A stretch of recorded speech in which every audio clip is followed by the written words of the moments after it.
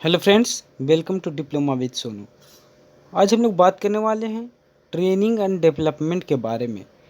ये एचआरएम जो चैप्टर है, ह्यूमन रिसोर्स मैनेजमेंट, उसी का ये पॉइंट बचा हुआ है स्टाफिंग के बाद ट्रेनिंग एंड डेवलपमेंट के बारे में। तो इस पॉइंट को आइए समझते हैं सबसे फर्स्टली कि ट्रेनिंग क्या होता है। उससे पहले हम लोग एक बार सिलेबस को मैच आउट कर लेते हैं कि सिलेबस से हम लोग कहाँ तक किए हैं, इसके बाद क्या क्या पॉइंट हम लोग को करना है। तो आइए एक बार सिलेबस को देखते हैं। तो देखिए फ्रेंड, हम लोग सिलेबस में आ गए हैं। सिलेबस में देखिए हम लोग ख़त्म कर चुके हैं क्या क्या चीज़। तो पर्सनल मैनेजमेंट को हम लोग पॉइंट को क्लियर कर चुके थे और स्टाफिंग वाले पॉइंट को क्लियर कर चुके थे। इसके बाद हम लोग को पढ़ना है 4.3 में पर्सनल ट्रेनिंग एंड डेवलपमेंट के बारे में। तो हम लोग सबसे आगे ट्रेनिंग और डेवलपमेंट का डेफिनेशन को देख लेते हैं। उसके बाद में टाइप्स ऑफ ट्रेनिंग को देखेंगे जो कि इंडक्शन और स्किल इन्हांसमेंट है। ठीक है फ्रेंड, तो ये ट्रेनिंग को सबसे आगे समझते हैं कि ट्रेनिंग क्या होता है और उसके बाद समझेंगे कि डेवलपमेंट क्या होता है।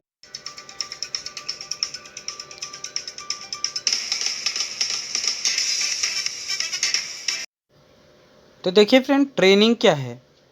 ट्रेनिंग मतलब सिंपली कि कोई भी किसी भी व्यक्ति को हम उसको एक्सपीरियंस दे किसी भी वर्क में, कि उसको स्किल्स दे दें कि और अपने वर्क को क्या अच्छे से कर सके। यही ट्रेनिंग का मतलब होता है सिंपल भाषा में अगर बोलें तो। लेकिन ट्रेनिंग को अगर डिफ़ाइन किया गया तो डिफ़ाइन कैसे किया गया जो समझते हैं।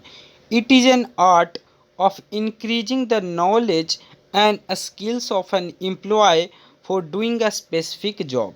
ये एक इंक्रीजिंग नॉलेज होता है ट्रेनिंग में। और स्किल, जैसा स्किल के हम लोग बात किए थे, किसी एम्प्लॉय को किसी एक जॉब को करने के लिए। Example, trainee acquire new skills, technical knowledge, problem solving ability से।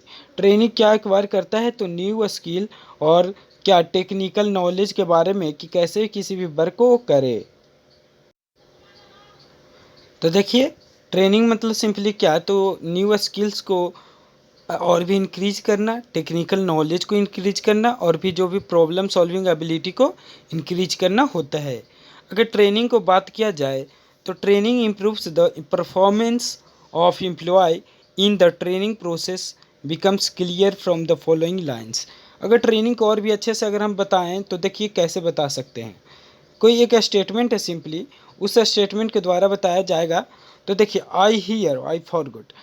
आई हियर आई फॉरगेट मतलब क्या है कि हम सुनते हैं, उसके बाद क्या भूल जाते हैं। उसके बाद देखिए, आई सी आई रिमेंबर, हम अगर देखते हैं तो उस चीज़ को हम याद रखते हैं। ठीक है, आई हियर आई फॉरगेट, जैसे हम सुनते हैं किसी भी चीज़ को तो उसको हम भूल जाते हैं। लेकिन आई सी आई रिमेंबर, अगर किसी भी चीज़ को देखते हैं तो उसको हम लोग याद कर सकते हैं। आई डू आई अंडरस्टैंड, अगर किसी भी काम को हम करते हैं तो हमको अंडरस्टैंड और हम समझ जाते हैं कि वो वर्क को कैसे करना है। तो यही ट्रेनिंग के यहाँ पे एक सेंटेंस के रूप में बताया गया। I hear I forget, I see I remember, I do I understand. समझ में आ गया होगा आप लोग को। अब देखते हैं डेवलपमेंट का डेफिनेशन को। अब देखिए फ्रेंड कि डेवलपमेंट क्या होता है। तो आइए समझते हैं डेवलपमेंट को। देखिए, it is a future oriented training. ये एक फ्यूचर ओरिएंटेड ट्रेनिंग होता है जिसको focusing on personal growth of the employee, जो फोकस करता है पर्सनल ग्रोथ ऑफ एम्प्लॉय को। It is systematic and organised procedure by which managerial personal learn conceptual and theoretical knowledge of general purpose. जो भी general purpose में उसको किसी भी काम को करना है तो उसको डेवलप कराता है फ्यूचर में। कि फ्यूचर ट्रेनिंग के लिए ट्रेनिंग को जो फोकस करता है पर्सनल ग्रोथ को, जो फ्यूचर ओरिएंटेड होता है, मतलब भविष्य के लिए आगे से ही काम करता है कि आप भविष्य में अपने आप को इस तरह बनाइए, डेवलप कीजिए कि आपको ये सब वर्क कर पाएँ, आपको एक प्रोसीजर की तरह एक पर्सनल लर्निंग आप कर पाएँ, थियोरेटिकल नॉलेज और फॉर जनरल पर्पसेस के लिए। ठीक है, तो यही होता है डेवलपमेंट। अब समझ गए होंगे आप लोग कि ट्रेनिंग और डेवलपमेंट क्या क्या होता है। अब आइए समझते हैं कुछ अनदर पॉइंट को जो कि हम हमारे सिलेबस के अनुसार है। देखिए फ्रेंड, इसके बाद हम लोग का नेक्स्ट पॉइंट है importance of training and development. जैसा कि हम लोग बात कर रहे थे ट्रेनिंग एंड डेवलपमेंट के बारे में, तो आप लोग समझ ही गए होंगे कि ट्रेनिंग क्या होता है और डेवलपमेंट क्या होता है। तो आइए अब इसके बाद इसका इम्पोर्टेंस पढ़ लेते हैं कि हम लोग जब मैनेजमेंट करते हैं, HRM जब होता है, ह्यूमन रिसोर्स मैनेजमेंट जब हम लोग करते हैं, तो उसमें हम लोग ट्रेनिंग और डेवलपमेंट को इंक्लूड क्यों करते हैं, reason behind including training and development in HRM। ठीक है, इसी सब पॉइंट को हम लोग इस पॉइंट से क्लियर करेंगे कि importance of training and development. तो आइए समझते हैं ट्रेनिंग एंड डेवलपमेंट को इम्पोर्टेंस। देखिए, optimum utilisation of human resources, इसमें क्या होता है, यूटिलाइजेशन होता है ह्यूमन रिसोर्सेस का। देखिए, जैसा कि आप लोग इकोनॉमिक्स एक चैप्टर पढ़े होंगे 10th क्लास में, क्लास 10th जो CBSE स्टूडेंट होंगे उनको पता होगा, ह्यूमन एज ए रिसोर्स एक चैप्टर है, उसमें बताया जाता है कि ह्यूमन को कैसे रिसोर्स के रूप में उपयोग किया जाता है। तो वही यहाँ पे बात हो रहा है कि जब अगर हम लोग ट्रेनिंग और डेवलपमेंट अगर ठीक से हम लोग उपयोग करें, तो जो भी एम्प्लॉय को हम लोग अपने अंडर वर्क करवाएंगे, तो उसको हम लोग एक रिसोर्स के रूप में उसको यूटिलाइज कर सकते हैं। ऑप्टिमम यूटिलाइजेशन, ठीक है, ह्यूमन रिसोर्स को, तो उसको हम लोग यूटिलाइज करके उसको सही उपयोग करके हम लोग अपने कंपनी को बेनिफिट करवा सकते हैं। ठीक है, उसके बाद आता है development of skills of employee. किसी एम्प्लॉय का स्किल को डेवलपमेंट, स्किल का डेवलपमेंट मतलब क्या, ट्रेनिंग, समझ में आ ही गया होगा, ट्रेनिंग का मतलब होता है स्किल डेवलपमेंट। ठीक है, तो इससे इम्पोर्टेंस क्या होता है ट्रेनिंग एंड डेवलपमेंट से, तो इसका इम्पोर्टेंस होता है कि एम्प्लॉय का स्किल डेवलप हो जाता है। फिर आता है प्रोडक्टिविटी, इसका प्रोडक्शन और ज़्यादा हो जाएगा। अगर सोचिए आप कि आपके पास अगर स्किल्ड लेबर हो, अगर एक्सपीरियंस्ड लेबर हो, तो उस क्या करेगा कि वो आपका प्रोडक्शन को और ज़्यादा इंक्रीज करेगा, क्योंकि उसको सिखाने में आपको टाइम तो जाएगा नहीं, और स्किल्ड लेबर है तो जल्दी जल्दी वर्क भी कर देगा, और एकदम उसका जो वर्क होगा बहुत ही बेहतरीन होगा। तो इस प्रकार आपका प्रोडक्शन अच्छा होगा, टीम में स्पिरिट बना हुआ रहेगा। जब अगर ट्रेनिंग एंड डेवलपमेंट अगर आप देते हैं वर्कर को, तो उसका जो स्पिरिट होगा, ये अपने आप में जो इंकरेजमेंट होता है वो बढ़ जाता है कि नहीं, हम इस काम को कर सकते हैं और अच्छे से कर सकते हैं। तो क्या हुआ कि आप उसका मनोबल बढ़ा रहे हैं, इंक्रीज कर रहे हैं, उनका क्या हो रहा है कि उसमें स्पिरिट आ रहा है, जोश आ रहा है को और भी काम को कर सकते हैं। उसके बाद आता है ऑर्गेनाइजेशन कल्चर। एक ऑर्गेनाइजेशन कल्चर बन जाता है अगर आप ट्रेनिंग एंड डेवलपमेंट देते हैं अपने लेबर को, अपने वर्कर को। ठीक है, हेल्दी वर्किंग इन्वायरमेंट। देखिए, अगर ट्रेनिंग एंड डेवलपमेंट दिया जाता है तो वहाँ पे एक हेल्दी वर्किंग इन्वायरमेंट हो जाता है। उसके बाद मोरल मतलब क्या कि उसका जो वर्क करेंगे तो उनका एक अपने आप में सेटिस्फैक्शन होता है, उसी को मोरल के रूप में यहाँ पे बताया जा रहा है कि उनके अंदर एक सेटिस्फैक्शन आएगा कि नहीं, हम इस वर्क को किए, बहुत अच्छे से किए, बेहतरीन ढंग से किए, जो हमारे बॉस वहाँ पे खुश होंगे, क्योंकि आप आगे उनको डेवलपमेंट और ट्रेनिंग का कोर्स दे चुके हैं, जिससे क्या होगा कि उनका मनोबल, मोरल और अच्छे से इंक्रीज हो चुका होगा।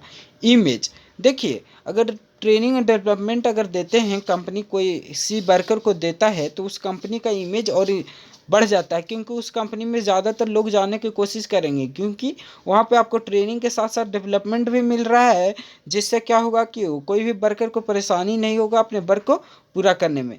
देखिए, प्रॉफिटेबिलिटी, इसके बारे में हम शुरू में ही बता दिए कि अगर आप ट्रेनिंग एंड डेवलपमेंट देंगे तो आपको एक स्किल्ड लेबर मिलेगा, स्किल्ड लेबर मिलेगा तो आपको पता ही होगा कि स्किल लेबर होगा तो उसको काम बेहतरीन होगा, बहुत अच्छे ढंग से करेगा, जिससे क्या होगा कि आपका प्रोडक्शन इंक्रीज कर जाएगा।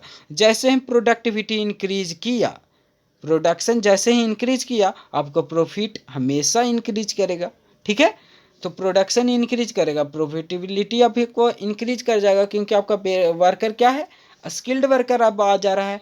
ठीक है फ्रेंड, इसके बाद नेक्स्ट पॉइंट की तरफ हम लोग चलते हैं, जो कि है यहाँ पे ट्रेनिंग एंड डेवलपमेंट का हम लोग अब कुछ अनदर पॉइंट से समझेंगे। जैसे देखिए, ट्रेनिंग में कुछ कुछ जैसे कि इंटरनेट पे ही आपको मिल जाएगा ट्रेनिंग एंड डेवलपमेंट पे, कि अगर आप कुछ पेजेस को ओपन करिएगा तो वहाँ पे आपको बताया जाएगा ऑन जॉब ट्रेनिंग और एक ऑफ जॉब ट्रेनिंग। तो ये चीज़ को अब अच्छे से समझ लेते हैं, ताकि हम लोग को भी फ्यूचर में काम करे, आप लोग को भी फ्यूचर में काम करे कि ट्रेनिंग मेथड में किस प्रकार ट्रेनिंग को कि ये करवाया जाता है। तो देखिए, एक होता है on job training. On job training मतलब क्या कि आपको पैसों देगा और आपको ट्रेनिंग भी देगा। तो इसका एक आप भी अप्रेंटिसशिप जानते होंगे, अप्रेंटिसशिप उदाहरण आप लोग जानते होंगे। इसमें ही होता है ओरिएंटेशन ट्रेनिंग। ओरिएंटेशन ट्रेनिंग में भी आपको क्या पैसा भी देगा और आपको ट्रेनिंग भी देगा। उसके बाद अप्रेंटिसशिप ट्रेनिंग, ये आप लोग सब जानते होंगे। फिर इंटर्नशिप एंड असिस्टेंटशिप, इसमें भी क्या होता है कि ट्रेनिंग के साथ साथ मतलब आपको ऑन द जॉब ट्रेनिंग होता है। इसमें आपको ट्रेनिंग भी देता है और पैसा भी देगा, ठीक है। उसके बाद में job instruction training. Job instruction training में भी क्या कि आपको वहाँ पे ट्रेन करवाया जाता है। फिर job rotation same cheese.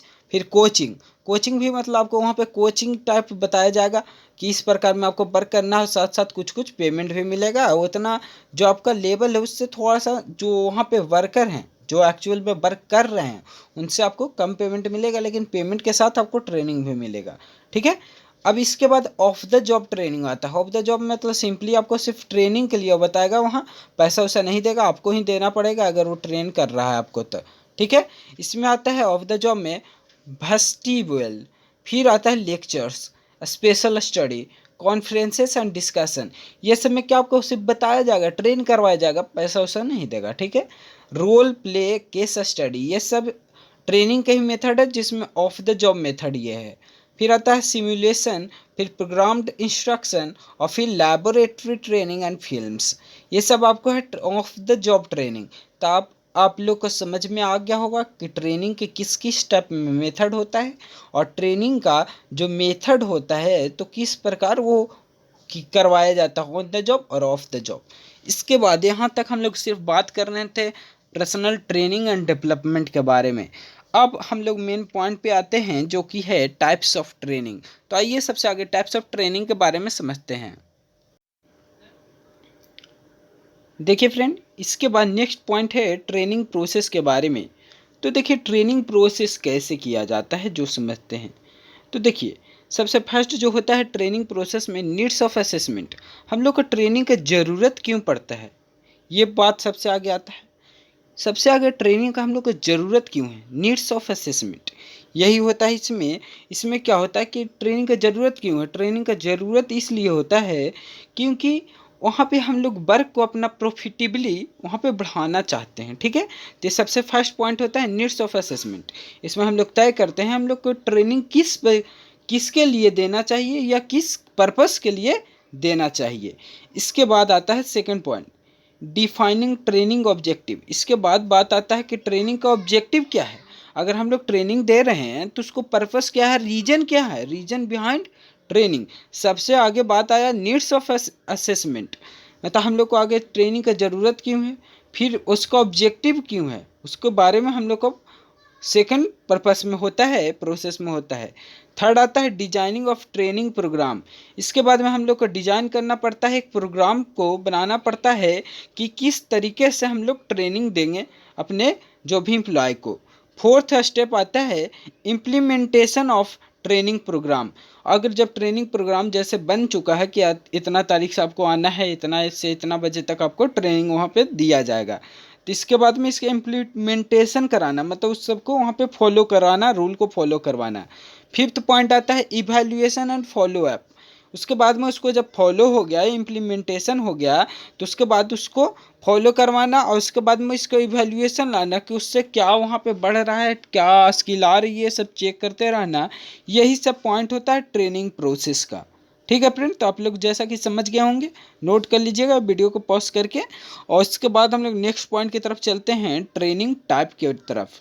Types of training क्या क्या होता है जो समझते हैं। तो आइए, तो देखिए फ्रेंड, इसके बाद आया बात टाइप्स ऑफ ट्रेनिंग। तो देखिए टाइप्स ऑफ ट्रेनिंग में हम लोग को सिर्फ जो डिप्लोमा वाले को पढ़ना है इंडक्शन के बारे में एक है, उसके बाद में स्किल एनहांसमेंट के बारे में, सिर्फ दो ही सिलेबस में दिया गया है। लेकिन हम लोग टाइप्स को, ये सब टाइप्स का नेम सिर्फ देख लेंगे और डिफिनेशन हम लोग सिर्फ दो ही का देखेंगे, इंडक्शन और स्किल एनहांसमेंट का, ठीक है। तो सबसे फर्स्ट जो होता है इंडक्शन और ओरिएंटेशन इंजीनियरिंग। इसके बाद आता है जॉब ट्रेनिंग, फिर आता है सेफ्टी ट्रेनिंग, फिर आता है अप्रेंटिसशिप ट्रेनिंग, और उसके बाद में इसी में आता है इंटर्नशिप ट्रेनिंग, और इसके बाद आता है रिफ्रेशर ट्रेनिंग। जो न्यू मेंबर आते हैं उनको रिफ्रेशर के रूप में बताया गया है, तो रिफ्रेशर ट्रेनिंग। इसके बाद आता है री ट्रेनिंग, और प्रमोशनल ट्रेनिंग, और इसके बाद 8 पॉइंट है रिमेडियल ट्रेनिंग। रिमेडियल ट्रेनिंग, ठीक है फ्रेंड। तो ये टोटल 8 टाइप्स यहाँ पे बताया गया है, 8 पॉइंट बताया गया है। तो देखिए फ्रेंड, यहाँ पे जैसा कि आप लोग देख रहे होंगे कि ट्रेनिंग का ही यहाँ पे बताया गया है टाइप्स ऑफ ट्रेनिंग। एक मेंबर है काला कपड़ा पहने हुए हैं, तो यहाँ पे एक मेंबर कोई बोल सकता है स्टूडेंट कि ये सर तो काला कपड़ा पहना हुआ है। तो काला कपड़ा मेनली कोट वगैरह पहनता है, तो उसी पर एक गाना भी आ चुका है, काले जे लिबास दे सकीने ने कुड़ी, दूर दूर जावे मेरे काले रंग। तो काला रंग है, इससे दूर नहीं जाइए। दूर जाते हैं कितना, लेकिन वो क्या होते हैं, एक बार सफल होते हैं, और सफल होके क्या के वो बनेंगे HRM के द्वारा ही क्या बनेंगे, EMD बनेंगे। EMD बनेंगे, उन्हीं के अंडर में कुछ वर्कर फिर काम करेंगे, और फिर ये सब काले कोट पहनेंगे और सब बोलेंगे काले जी लिबास सकीने ने कुड़ी, दूर दूर जावे मेरे काले रंग। तो और फिर इसी टाइप में क्या कि ये सभी मेंबर क्या होंगे कि फिर से इनसे भी क्या कि अपना ट्रेनिंग पे अपना फोकस करेंगे, फोकस करते हुए बाद में फिर यहाँ पे ये MD के रूप में पहुँचेंगे। तो इस चलते अब गाना भी निकल चुका है फ्रेंड, काले जिली बास दे सकीने न कुड़ी, दूर दूर जावे मेरे काले रंग। तो इस चलते टेंशन नहीं लेना है, कितना दूर जाए कोई प्रॉब्लम नहीं है, बाद में आपको पास ही आएगा। जब MD आप बनिएगा तो सब चीज़ आपके पास आ जाएगा, ठीक है फ्रेंड। तो यही यहाँ पे सिंपली बताया गया है कि ट्रेनिंग पे फोकस कीजिए, टाइप्स ऑफ ट्रेनिंग। तो यहाँ पे ऐसे फिगर का मतलब हम आपको समझाने के लिए ये सब पॉइंट बोले, ज़्यादा ये सब पे ध्यान नहीं दीजिए।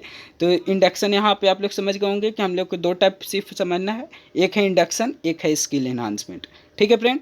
तो मज़ा से ही पढ़ेंगे सब चीज़ आप स्टाइल से, ठीक है फ्रेंड। तो आइए सबसे आगे देखते हैं इंडक्शन का कि इंडक्शन क्या होता है, उसके बाद समझेंगे स्किल एनहांसमेंट को। तो आइए समझते हैं। तो देखिए फ्रेंड, अब बात आया स्किल एनहांसमेंट के बारे में। तो स्किल एनहांसमेंट में सबसे आगे हम लोग इंडक्शन ट्रेनिंग को देखते हैं, फिर स्किल एनहांसमेंट को अच्छे से करेंगे। तो सबसे फर्स्ट पॉइंट है इंडक्शन ट्रेनिंग। इंडक्शन ट्रेनिंग मतलब सबसे आगे समझिए कि इंडक्शन के मतलब क्या होता है।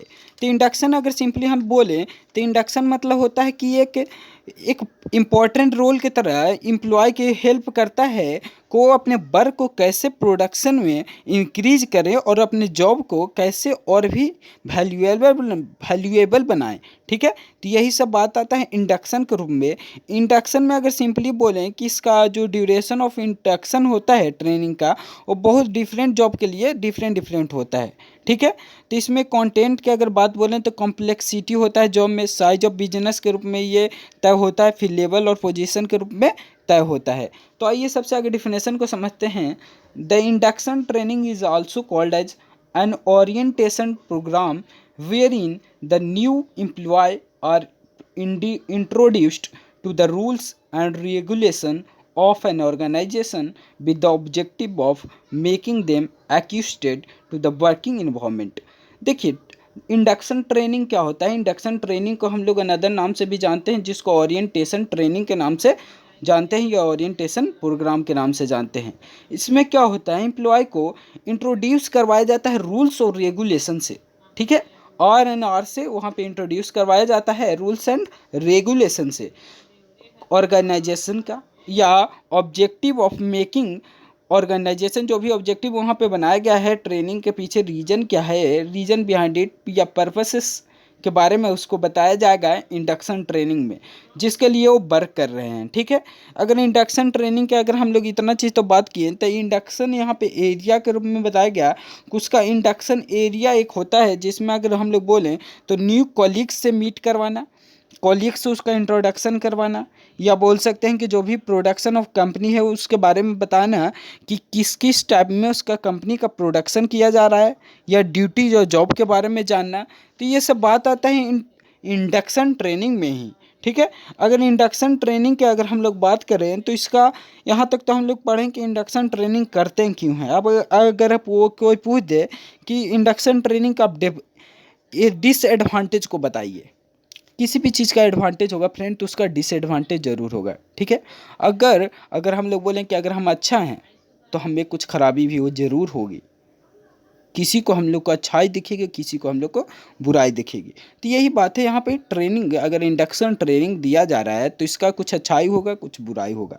तो आइए कुछ कुछ एडवांटेज और डिसएडवांटेज के पीछे रीजन को हम लोग देख लेते हैं। तो कुछ कुछ पॉइंट को आइए समझते हैं। देखिए सबसे फर्स्ट अगर डिसएडवांटेज की बात करें, सबसे फर्स्ट डिसएडवांटेज की हम लोग बात करते हैं, सिर्फ पॉइंट के जरिए समझेंगे, ज़्यादा चीज़ हम लोग को जानना नहीं है, ठीक है।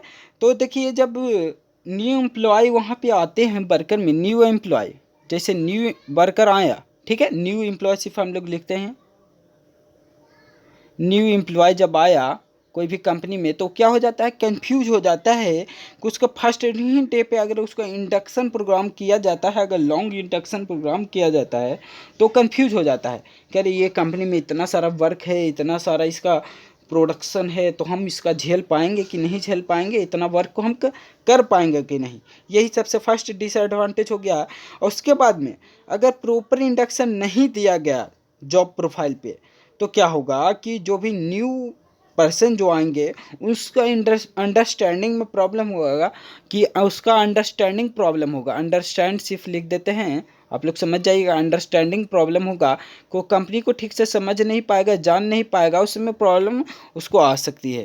थर्ड पॉइंट हम लोग का है, थर्ड पॉइंट, न्यू पर्सन जो आएगा तो उसका अंडरस्टैंडिंग तो प्रॉब्लम होगा ही, लेकिन जो भी उसका जो एक पार्ट होगा कि वो अपने जो भी आसपास के इन्वायरमेंट से मिलेगा, तो उसमें उसको प्रॉब्लम हो सकता है। शुरू दिन होता है फर्स्ट डे, उसके बाद सेकंड डे से उस अपना टाइम को कैपेबल कर लेगा, और उसके बाद में वो सब चीज़ झेल सकता है, ठीक है, सब चीज़ वो वर्क को कर पाएगा।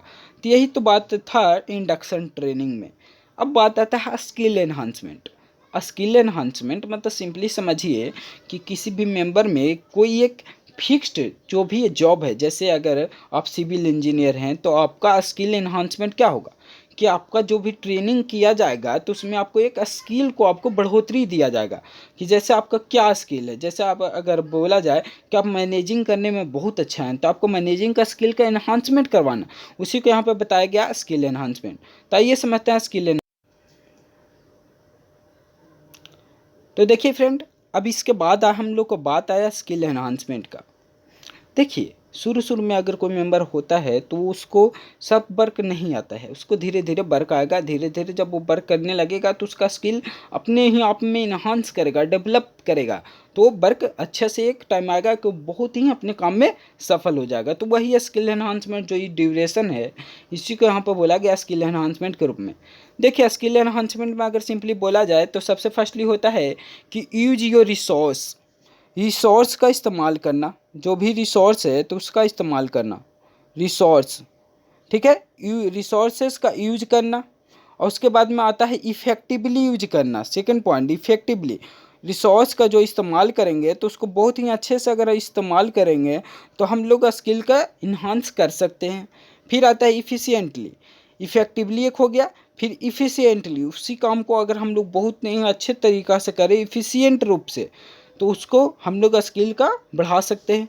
फिर इकोनॉमिकली, जो आर्थिक रूप से अगर हम लोग ठीक से काम करें हैं, अगर आर्थिक रूप से हमको काम करने में कुछ प्रॉब्लम ना हो तो हम लोग क्या होगा कि स्किल को बढ़ा सकते हैं। तीस स्टेप में आता है स्किल एनहांसमेंट। तो देखिए स्किल एनहांसमेंट का डिफिनेशन समझ लेते हैं, सिंपली ज़्यादा चीज़ नहीं यहाँ पे पढ़ेंगे। तो देखिए skill enhancement provides the opportunity and knowledge for a client to develop and strengthen the necessary skills to gain, maintain and advance in a chosen area। देखिए स्किल एनहांसमेंट क्या होता है कि एक फिक्स्ड एरिया में वो अपने वर्क को क्या कि एक स्किल के रूप में, अपने एक स्किल के रूप में क्या करे कि वो इंक्रीज करे, कि कैसे किसी भी वर्क को और भी अच्छे तरीके से कर सकता है अपने क्लाइंट के लिए जो भी उसका वहाँ पे क्लाइंट होंगे उनके लिए। तो उसी को यहाँ पे क्या बोला गया, स्किल एनहांसमेंट के रूप में जाना गया। अब देखिए कि इसमें बहुत सारा कुछ स्किल एनहांसमेंट ट्रेनिंग का मेथड होता है, तो आइए मेथड को एक बार समझ लेते हैं। तो देखिए इसके बाद है मेथड्स ऑफ स्किल एनहांसमेंट। तो देखिए मेथड में अगर बात करें तो सबसे फर्स्टली मेथड के हम लोग अगर बात करते हैं तो सबसे फर्स्ट मेथड आता है उसमें डेमोन्स्ट्रेशन और इंस्ट्रक्शन के बारे में। सिंपली हम लोग इंस्ट्रक्शन यहाँ पे लिखेंगे,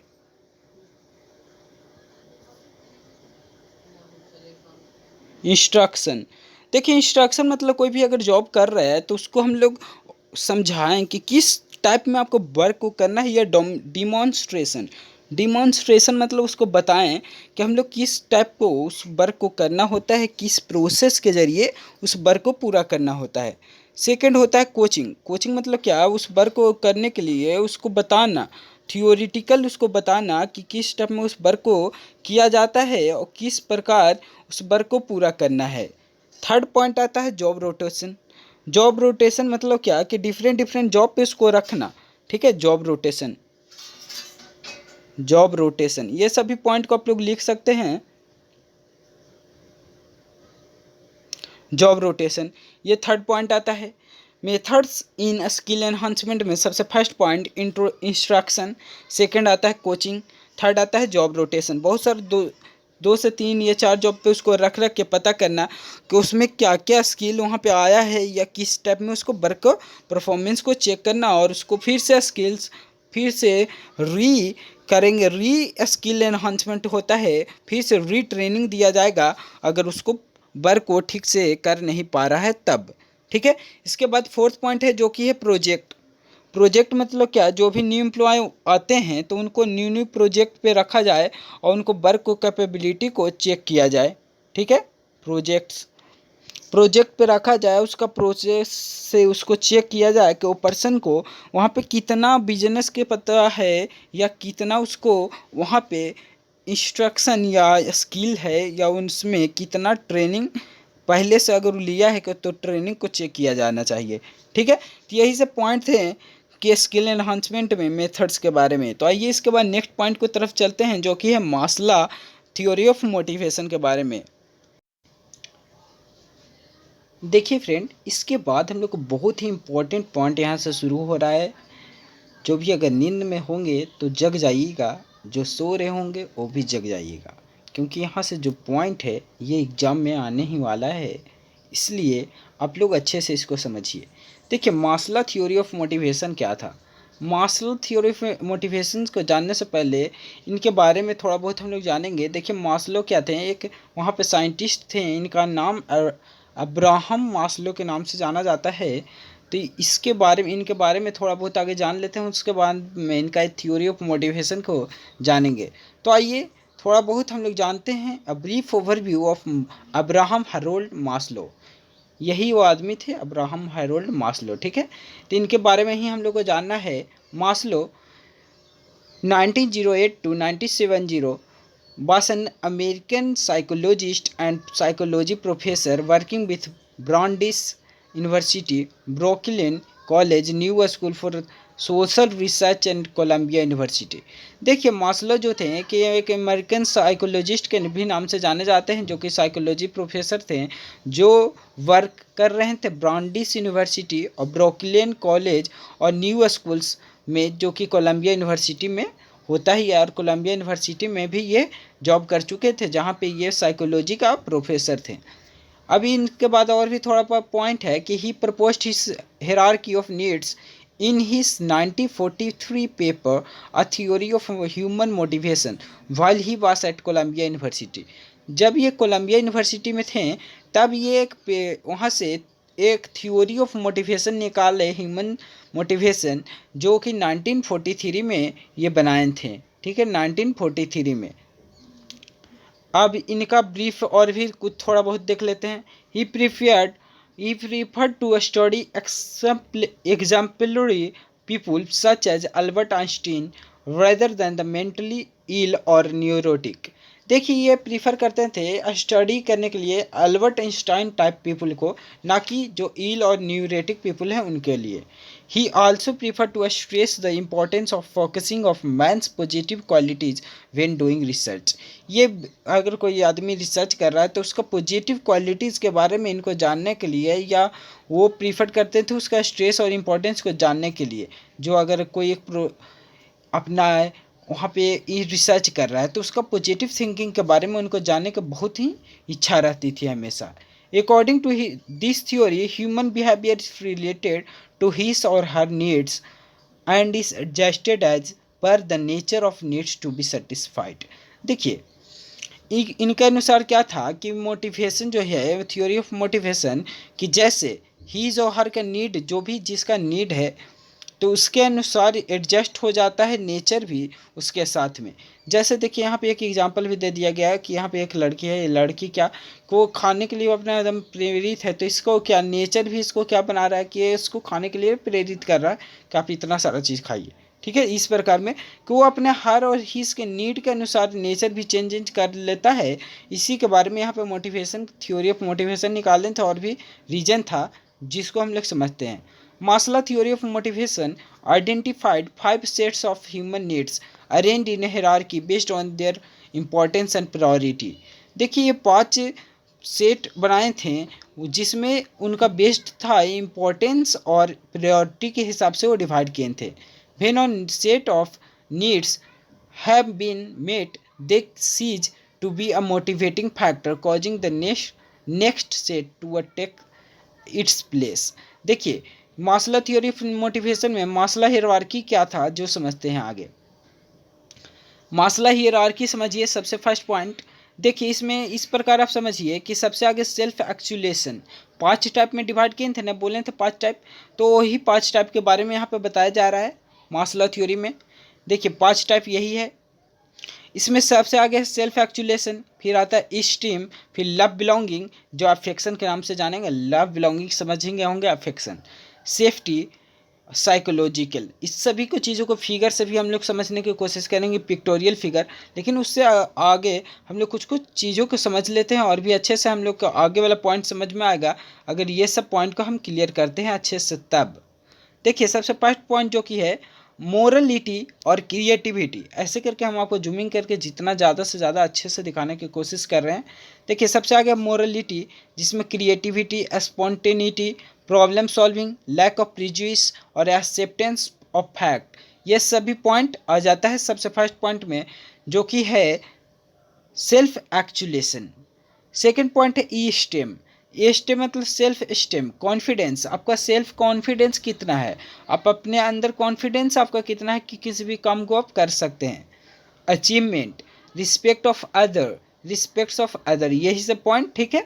उसके बाद में लव बिलोंगिंग, लव बिलोंगिंग मतलब जो आपसे आसपास में है उसके साथ में लव बिलोंगिंग मतलब उसके साथ अच्छा रिलेशन बनाए रखना, जो भी आपके फैमिली मेम्बर हैं उनके साथ अच्छा रिलेशन बनाए रखना, जैसे फ्रेंडशिप, फैमिली, सेक्सुअल इंडिपेंडेंसी जैसे वाइफ और हस्बैंड, ठीक है।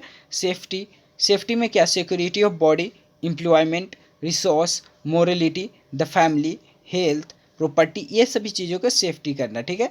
फिर आता है साइकोलॉजिकल, साइकोलॉजिकल मतलब breathing, food, water, sex, sleep, homeostasis और एक्सक्रिएशन। देखिए बायोलॉजी यहाँ पे साइकोलॉजिकली मतलब क्या, साइकोलॉजिकली फिट मतलब साइकोलॉजिकली अगर आपको फिट रखना है तो आपको ब्रीदिंग ठीक होना चाहिए, फूड, वाटर, सेक्स, ये सब में आपको अच्छा होना चाहिए, स्लीप, हेमोस्टेसिस, एक्सक्रिएशन, ठीक है। तो ये सब अगर अच्छा होता है तो वहाँ पे क्या होता है कि यही थ्योरी ऑफ मोटिवेशन था, 5 प्रकार में डिवाइड किए थे। 5 प्रकार यही सब है, self actualisation, esteem, love belonging, safety, psychological, ठीक है। तो यही 5 टाइप में मास्लो थ्योरी ऑफ मोटिवेशन को डिवाइड किया गया था। तो अब आइए पिक्टोरियल फॉर्म से समझते हैं मास्लो थ्योरी ऑफ मोटिवेशन। देखिए ये पूरे पॉइंट को हम आपको डिस्क्रिप्शन बॉक्स में लिंक दिया हुआ रहेगा टेलीग्राम ग्रुप का, वहाँ से आप लोग जुड़ सकते हैं। वहाँ पे हम आपको PDF यहाँ पे अवेलेबल करवा देंगे जैसे ही वीडियो जाएगा वहाँ पे, ठीक है। टेलीग्राम ग्रुप में आप लोग जुड़िए, वहाँ पे डिप्लोमा विद सोनू का टेलीग्राम ग्रुप है, या टेलीग्राम में आप लोग सर्च कर सकते हैं डिप्लोमा विद सोनू, ठीक है। वहाँ से आप लोग हमको खोज सकते हैं, एक ग्रुप चलता है टेलीग्राम पे, वहाँ पे हम आपको PDF लॉट करते हैं सब चीज़ का, डिप्लोमा विद सोनू आप लोग सर्च कर सकते हैं टेलीग्राम पे, वहाँ पे आपको ग्रुप मिल जाएगा, वहाँ पे आप लोग ज्वाइन होइए, वहाँ पे आपको PDF लॉट कर दिया जाएगा, वहाँ से आप लोग अच्छे से लिख सकते हैं। तो आइए सबसे आगे आप देखते हैं कुछ कुछ पिक्टोरियल फॉर्म से समझने की कोशिश करते हैं। ये सब तो 5 टाइप हुआ, यही 5 टाइप के पिक्टोरियल फॉर्म से समझेंगे, आइए समझते हैं। देखिए फ्रेंड, सबसे फर्स्ट पॉइंट जैसा कि हम लोग बात किए थे 5 पॉइंट के रूप में, तो साइकोलॉजिकल नीड, साइकोलॉजिकल नीड मतलब यही है जो भी सेक्स, ये सब साइकोलॉजिकल नीड होता है, सोशल या फ्रेंडशिप का रिलेशनशिप एक अच्छा, तो ये सब साइकोलॉजिकल नीड है। एक्सक्रिएशन, सभी पॉइंट्स को हम बता चुके हैं साइकोलॉजिकल नीड में, सिर्फ विक्टोरियल फॉर्म है, जिस चलते आप लोग सिर्फ माइंड का आपका मतलब जैसे हम बोले तो आई सी आई अंडरस्टैंड, तो इसी टब में है कि जैसा आप जो चीज़ देखिएगा आपको समझ में आ जाएगा।